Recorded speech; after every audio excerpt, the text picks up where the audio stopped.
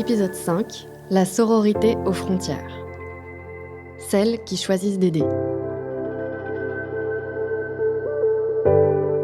Plus des 3/4 des bénévoles de SOS Méditerranée sont des femmes.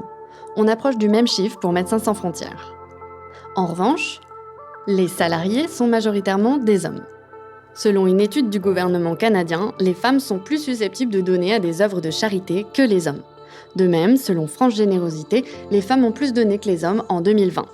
55% des donateurs se déclarent femmes contre 45% hommes. Alors même qu'en France, les hommes gagnent plus d'argent que les femmes. Quand j'ai poussé les portes de Médecins du Monde à Marseille, j'ai été frappée par une réalité. Je n'ai vu aucun homme. Aucun. On peut se tutoyer, c'est bon ? Bien sûr. Ouais. Je suis impressionnée, je suis interloquée parce que je vois que des femmes. C'est une majorité, effectivement. Romane, pour faire un podcast sur la thématique des femmes et des frontières. D'accord. Donc du coup, voilà. D'ailleurs, on va peut-être se mettre là-bas, comme ça, si tu veux enregistrer, ce sera plus... Ouais. Avant de faire ce podcast, il n'était pas prévu que je n'aille que vers des femmes. Mais en fait, cela s'est imposé tout seul. Car même du côté de la solidarité, elles sont majoritaires. Et alors qu'elles sont blanches et citoyennes européennes, elles continuent d'être sous-représentées médiatiquement. Elles continuent d'être invisibilisées. Solidarité avec les femmes du monde entier. Solidarité avec les femmes du monde entier. Les nombreux procès ultra médiatisés de Cédric Héroux, un agriculteur français qui a hébergé chez lui des centaines de migrants, ont permis la consécration par le Conseil constitutionnel de la fraternité en tant que principe. Fraternité, pas sororité. Mais avant et après lui, de nombreuses femmes ont aussi accueilli et caché des personnes chez elles. Beaucoup de personnes pensent, et je peux le comprendre quand on n'est pas sur le terrain, que en fait, avec la relaxe de Cédric Héroux, maintenant c'est bon en fait. Les solidaires sont tranquilles, peuvent aider les personnes exilées, c'est ok. Mais en fait non, pas aux frontières. Pas aux frontières. Grâce au jugement de Cédric Héroux et de bien d'autres dont on parle moins, parce qu'il y a eu beaucoup d'autres personnes, des femmes aussi. Maintenant, on peut héberger quelqu'un dit sans papier chez soi, lui donner à manger, le transporter d'une ville A à une ville B sur le territoire français. Mais nous, ça, on n'a pas vu les bienfaits de ce jugement au niveau de la frontière. Donc ça reste toujours un problème pour nous, le délit de solidarité, la criminalisation de la solidarité, elle existe toujours à la frontière. Aux frontières, là où on a décidé de séparer les pays, des aidantes européennes agissent dans l'ombre, jonglant avec les lois pour venir en aide à des êtres humains. Tous les jours, des femmes commettent ce délit de solidarité sans être médiatisées. Elles sont à la frontière entre le légal et l'illégal. On va maintenant s'intéresser spécifiquement à elles. Dans cet épisode, nous aborderons la non-mixité de genre, aussi appelée mixité choisie. C'est le fait de se réunir entre personnes opprimées. C'est un outil qui n'est pas récent du tout, mais qui revient pas mal pour revendiquer une politique de libération des femmes, des minorités de genre, entre autres. Et donc là où j'ai été, dans la Roya, à Vintimille, à Briançon, les militantes incluent des moments en non-mixité de genre dans l'entraide faite aux femmes. Et même sur la frontière maritime d'ailleurs. Sur l'Ocean Viking, par exemple, la sage-femme est toujours une femme, comme le rappelle la porte-parole. Laurence Bondard, bonjour. Bonjour. 75% des bénévoles de SOS Méditerranée sont des femmes. Pourquoi c'est fondamental qu'il y ait des femmes dans les équipes de sauvetage ? À tous les niveaux. Dans l'équipe des marins sauveteuses, parce que ça permet aussi aux femmes qui se retrouvent sur ces petits bateaux-là de voir qu'il y a des femmes en présentiel qui sont là pour leur porter secours. Ça peut être potentiellement rassurant. Ensuite, une fois qu'elles sont à bord, pour la prise en charge médicale, c'est aussi effectivement fondamental. La sage-femme est toujours une femme. On a un abri pour les hommes et un autre pour les femmes et les enfants. Et dans cet abri pour les femmes et les enfants, effectivement, il est interdit aux hommes d'y entrer, qui qu'ils soient. C'est un lieu qui est vraiment sacré, qui leur permet de se reposer, de ne pas avoir à se poser la question de savoir si elles sont en danger du fait de la présence d'autres hommes. Et ça, quand on porte secours à ces personnes qui ont fui la Libye et qui ont vécu un parcours migratoire parfois très long, leur rapport aux hommes peut être très complexe. Donc il faut les en protéger au maximum.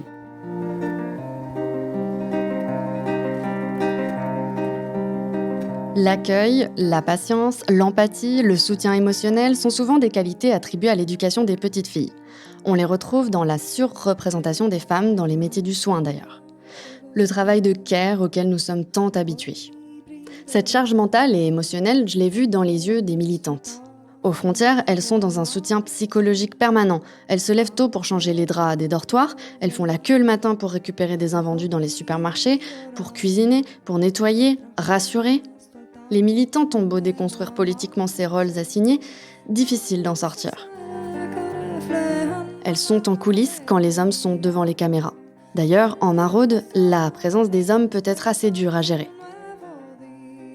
Les maraudes, en fait, pour beaucoup de personnes, et notamment des hommes, ça sert un petit peu un passage initiatique. On vient là et puis on en retire une certaine héroïsation de sa personne. C'est difficile de marcher en montagne la nuit dans la neige. Quand on est tout seul, c'est compliqué. Enfin voilà, c'est quand même des conditions qui sont complètement anormales. Mais du coup, les maraudeurs hommes, en fait, on fait une épreuve de virilisation, quoi. Enfin, je crois que c'est vraiment tout ça qu'il faut dire. Et parfois, même pour les nanas, enfin nous qui sommes aussi en maraude, c'est parfois très difficile de les suivre. En fait, c'est difficile de vraiment faire partie de ce collectif quand effectivement la force physique et cette espèce d'envie de montrer qu'en fait on est fort, on est résistant, puis qu'on est là, on est brave, on va sauver les gens. Enfin voilà, tout ça, ce sont quand même des choses qui font appel à des standards très, très, très masculins, très, très virils. Et du coup, on le ressent beaucoup dans les maraudes, ça. C'est vraiment quelque chose de très, très, très frappant. Beaucoup de femmes, comme cette maraudeuse que j'ai rencontrée, disent que parce qu'elles sont femmes, elles comprennent la douleur des migrantes. Elles s'identifient. Elles se sentent alliées, pas sauveuses. En fait, c'est souvent parce qu'elles pensent à leur propre corps, aux discriminations qu'elles subissent, à leur échelle.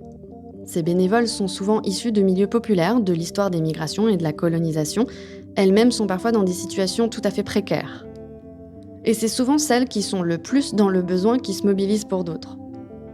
En tout cas, c'est ce que j'ai constaté sur le terrain. Quand on sait ce que ça fait d'avoir faim, d'être mise à l'écart de la société, on donne beaucoup plus de soi-même.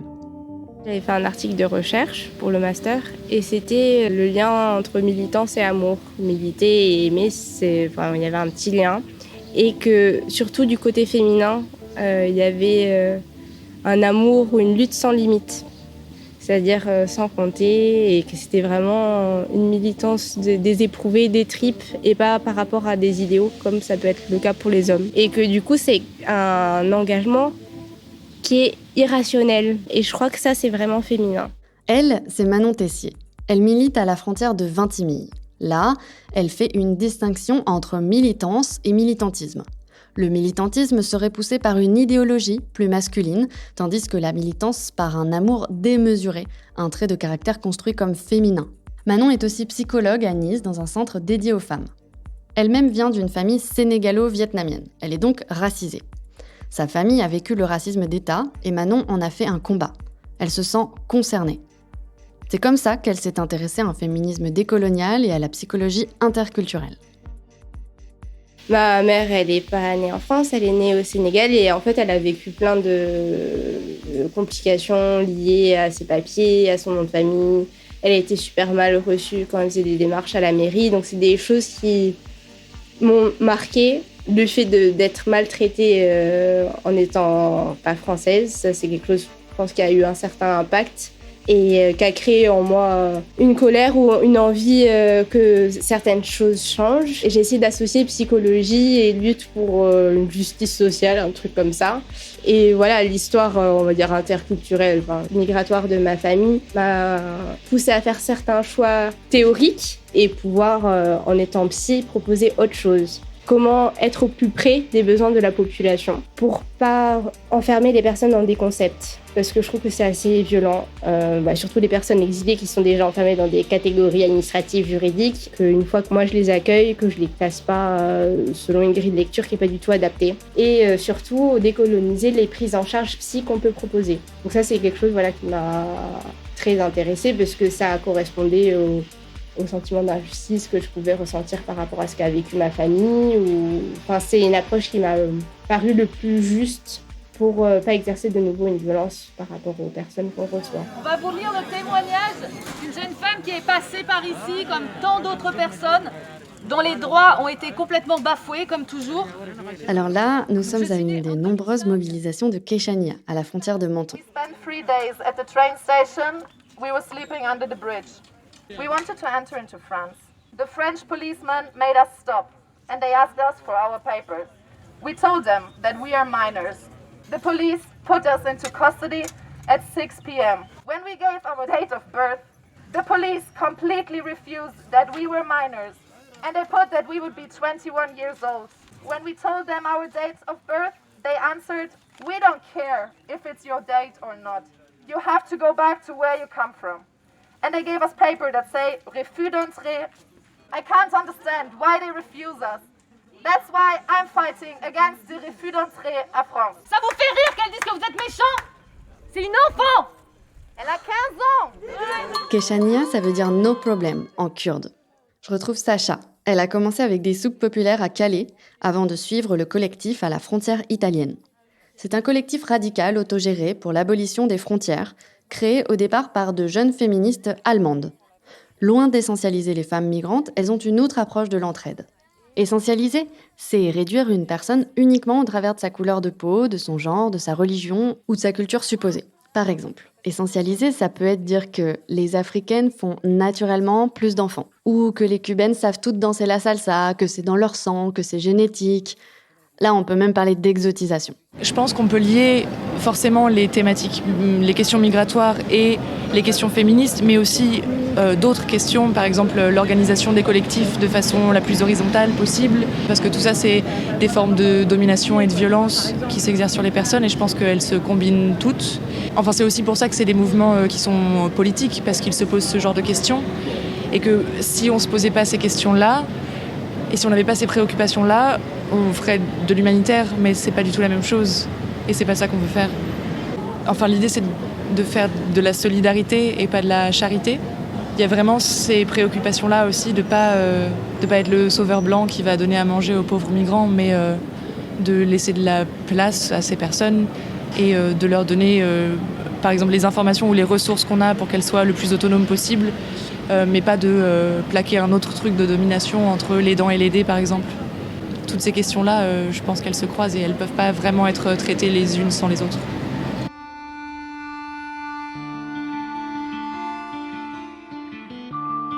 Avant, Sacha était dans des groupes de solidarité mixtes. Mais toujours, les hommes prenaient naturellement, entre guillemets, la place en haut de la hiérarchie et ignoraient les femmes, parfois même les migrantes.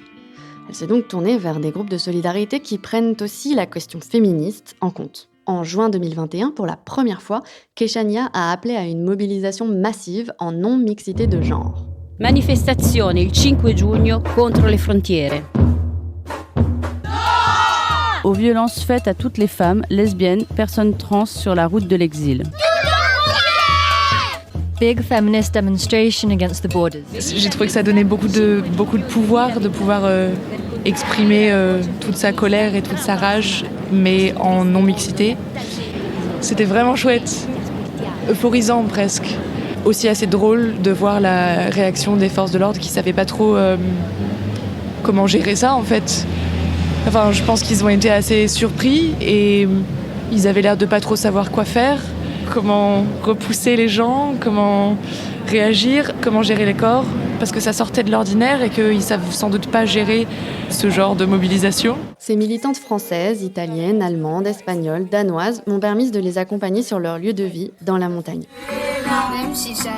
Le soir, après avoir glané de la nourriture dans les poubelles des supermarchés, elles mettent de la musique dans la voiture, des musiques que leur font écouter les migrantes. Celle qui chante à côté de moi, elle a un tatouage No Border sur le bras et de sacrées cernes sous les yeux. C'est Paola. Elle est espagnole. Elle se détend après sa journée de dur labeur à cuisiner, écouter, soigner, informer, courir dans la montagne. La vieille voiture est trop chargée pour continuer sur le chemin. Nous devons donc descendre, Paola et moi. Yeah, we cannot. That's why I'm telling you.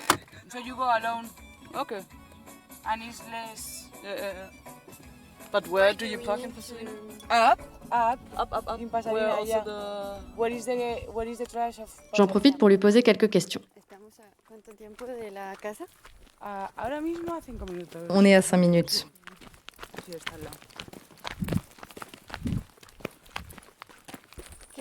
¿Cuál fue tu motivo para comprometerte, involucrarte en esta lucha?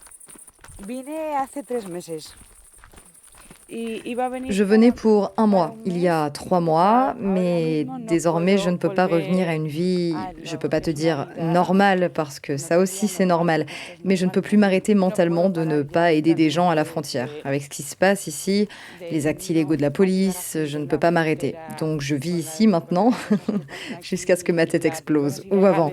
J'ai la rage toute la journée, toute la journée, avec toutes les histoires que tu entends quotidiennement, c'est la merde en vrai. Mais tu peux pas t'installer ici longtemps ou alors tu deviens folle, tu sais. Todo el día con las historias que te cuentan qué les pasa y todo. Es toda una mierda en verdad. Claro, no puedes estar fijo aquí porque te vuelves loco. ¿Sabes? Paola vient de pointer un truc important. Comment on gère la charge mentale ? Comment prendre soin de soi au milieu du chaos ? Ça me rappelle qu'une éducatrice d'un foyer de MIE, mineurs isolés étrangers, m'a raconté que chaque année, des femmes font des burn-out de plusieurs mois. Pâquerette, montagnarde du refuge solidaire de Briançon, est bien consciente de ce risque. Elle m'accorde un café alors qu'elle prépare la venue de la petite Amal, une poupée migrante géante qui traverse les frontières de l'Europe, de la Syrie jusqu'au Royaume-Uni. Elle représente les 32 millions d'enfants déplacés dans le monde. Bref, Pâquerette est très investie. Pour tenir, il faut vraiment qu'on se mette des limites, je pense. Tous les gens qui se sont investis à fond pendant trop longtemps, on arrive au burn-out militant, carrément. Moi, j'essaye de me mettre des limites. En situation de crise, c'est difficile. Il y a des jours où je viens pas, par exemple. Après, moi, je pense moi, je pourrais pas ne rien faire. Au niveau de ma conscience, je ne sais pas si je dormirais bien si je faisais rien. Après, je me dis que je ne vais pas sauver le monde non plus. Et que donc, je ne peux pas tout faire et je ne peux pas m'investir 24 heures sur 24, 7 jours sur 7, 365 jours par an. C'est un peu une discipline, je dirais, de se mettre des limites et de se dire que s'il y a des choses qu'on ne fait pas, on n'est pas des surhommes ou des surfemmes et qu'on ne peut pas tout faire. On ne va pas changer la face du monde, même si on espère bien qu'on la changera. Mais... Vous vous souvenez de la journaliste Julia Montfort ? Dans son documentaire Carnet de solidarité, elle a mis en lumière des solidaires qui ont accueilli chez eux des personnes migrantes. Selon son enquête, il n'y a pas de profil type de ces hébergeurs. Parfois, ils et elles ne sont même pas des militants, mais c'est juste des gens qui sont choqués par la situation. J'ai rencontré énormément de femmes. Je pense que souvent, en tout cas, parce que j'ai rencontré plus d'une centaine d'hébergeurs pour réaliser cette enquête, souvent l'impulsion était féminine. Et il y avait toujours le compagnon qui suivait derrière. Mais souvent, l'impulsion, elle est féminine, quoi. Ce sont des gens qui sont extrêmement déterminés, qui ont une force de caractère redoutable. Et dès lors qu'elles ont décidé que la situation des exilés était insupportable, dès lors qu'elles se sont décidées à aider, alors elles se lancent à corps perdu dans l'entraide et dans cette mission qui les habite totalement. Julia me raconte qu'il n'est pas rare que les solidaires soient harcelés, insultés, persécutés par des membres de l'extrême droite. Là encore, les femmes sont plus visées que les hommes. Ta vidéo, c'est de la merde, sale collabo, et en plus, les journalopes comme toi... Elle a elle-même vécu du cyberharcèlement via sa chaîne YouTube. Elle veut juste se faire besogner par un noir, évidemment. 9 mois plus tard, un bébé. Il te baise bien, ce clandestin ? Est-ce qu'il te bourrique comme il faut ? Encore une cuck qui a besoin d'amour. Vous devriez accueillir des clodos français pour un gangbang. Julia lui ouvre probablement aussi ses cuisses, ce qu'on ne nous dit pas dans le reportage. C'est clairement la femme qui est visée dans putain nègre et à musulmerde. Il y a une époque où on tondait au minimum ces petites salopes collabos et on avait bien raison. Immonde traînée. J'ai été forcée de déposer une plainte contre X avec constitution de partie civile et je suis soutenue par la Fondation des femmes. Sans ça, j'aurais pas eu les ressources pour poursuivre ces gens. Dans mon travail, j'ai remarqué que les femmes refusaient d'emblée une interview alors que les hommes l'acceptaient tout de suite. Avec les femmes, l'approche est différente, elles sont plus méfiantes. Comme dans tous les autres domaines, pendant très longtemps, la solidarité a oublié les aides spécifiques pour les femmes. La sororité est un vieux concept féministe des années 70 qui revient dans les luttes actuelles, notamment depuis le mouvement MeToo. Le but est de sortir de la rivalité féminine qu'on nous inculque depuis l'enfance. Les femmes, en s'alliant, apprennent à prendre plus de place dans l'espace public, à s'imposer face au pouvoir masculin. Aux frontières, pour s'organiser, c'est un choix politique que font certaines. Une façon de mettre leur qualité au service de la solidarité. Dans le prochain et dernier épisode, nous aborderons l'après-migration, ce que deviennent ces femmes une fois exilées sur le sol européen. On verra comment elles supportent l'exil, ce qu'elles doivent endurer, en toute subjectivité.